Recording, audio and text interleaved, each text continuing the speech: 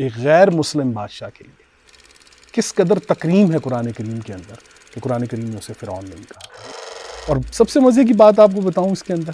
اور وہ یہ ہے کہ حضرت یوسف علیہ السلام نے ایک غیر مسلم بادشاہ کے نظام کو اور اس کی حکومت کو تسلیم کرتے ہوئے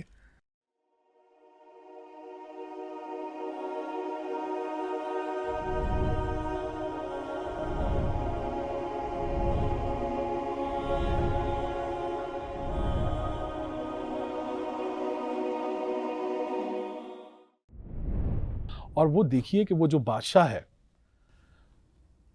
اس کی عزت اور تکریم قرآن کریم نے کیا کی ہے اور کتنے کمال انداز میں۔ آپ قرآن کریم میں آئیں گے تو آپ دیکھیں گے کہ مصر کے تمام وہ جو حضرت موسیٰ علیہ السلام کے زمانے میں فرعون کہا جا رہا ہے، تاریخ مصر کی تاریخ آپ اٹھائیں تو حضرت یوسف علیہ السلام کے زمانے سے پہلے جتنے بادشاہ تھے سب کو فرعون کہا گیا ہے تاریخ میں،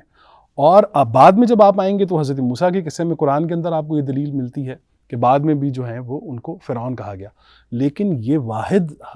حضرت یوسف علیہ السلام سورہ یوسف کے اندر ان کے واقعے میں آپ دیکھیں گے کہ وہاں اس بادشاہ کو ملک اور عزیز کتنی تکریم ہے قرآن کریم کی، ایک غیر مسلم بادشاہ کے لیے کس قدر تکریم ہے قرآن کریم کے اندر کہ قرآن کریم نے اسے فرعون نہیں کہا۔ یہ اسرار جو ہے نا یہ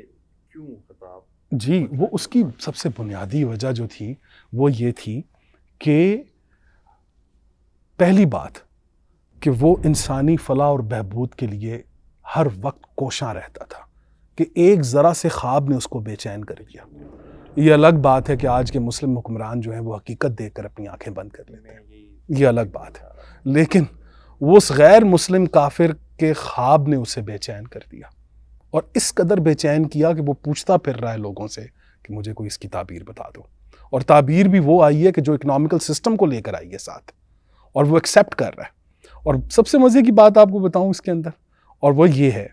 کہ حضرت یوسف علیہ السلام نے ایک غیر مسلم بادشاہ کے نظام کو اور اس کی حکومت کو تسلیم کرتے ہوئے ایز اے وزیر خوراک اس کے اندر انٹر ہو رہے ہیں۔ تو قرآن کریم نے یہ بتایا کہ وہ مسلم ہو یا غیر مسلم، جو بھی انسانیت کی فلاح کے بارے میں سوچے گا یہ کمبائنڈ کوآرڈینیشنز میں اکٹھے کام کر سکتے ہیں۔ ایک اور جو اس بادشاہ کی خوبی ہے وہ بھی بڑی کمال ہے،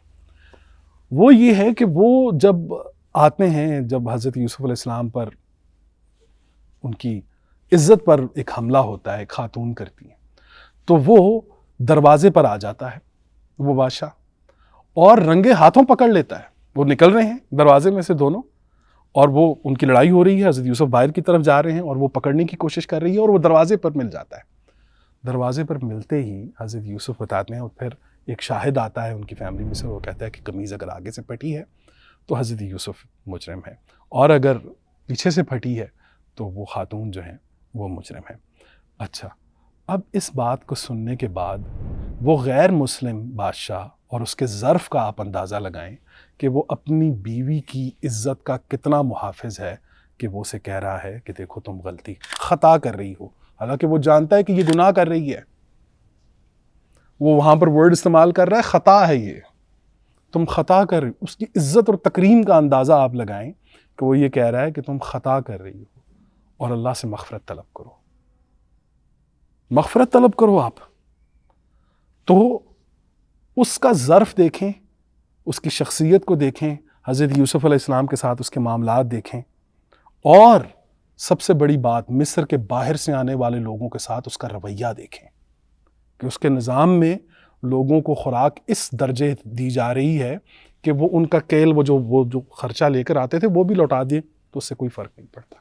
اللہ آپ کو جی کہا ہے کہ فرعون نے اپنی جو وائف تھی اس کو کہا کہ تم سے خطا ہوئی ہے، اللہ سے مغفرت طلب کرو، جی، تو اس فرعون کو یہ پتا تھا کہ مطلب کوئی اللہ ہے یا اس طرح؟ جی، تصور، اللہ کا تصور تو سب کے پاس ہے نا، اللہ کا تصور تو ایک عیسائی ہیں ان کے پاس بھی ہے، یہودی ہیں ان کے پاس بھی ہے، ہندو ہیں ان کے پاس بھی ہے، اللہ کا تصور سب کے پاس ہے،